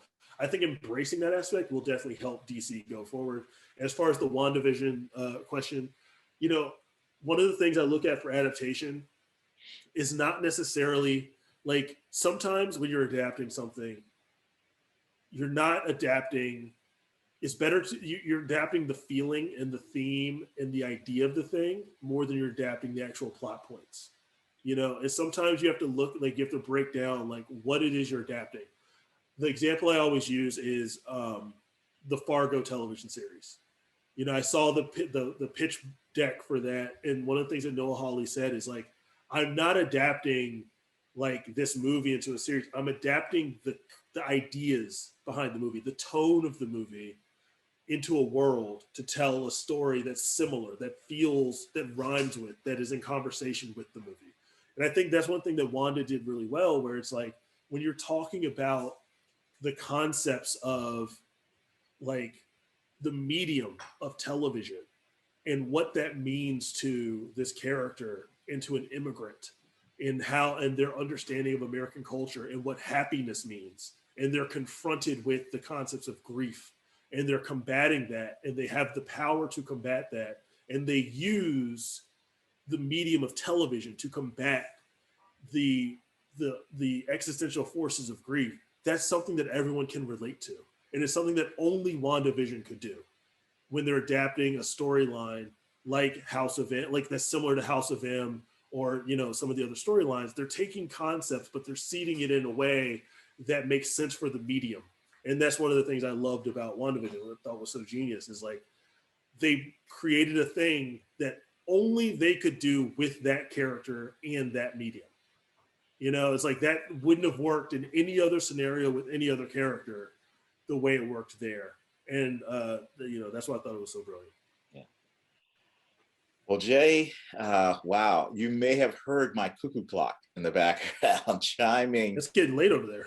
Chiming our second hour, 9 p.m. But this has been so incredibly fun that obviously we need to do it again. I mean, and we have been remiss on things that we've done on writing. We had some great things with Jesse Vaughn about a year and a half ago.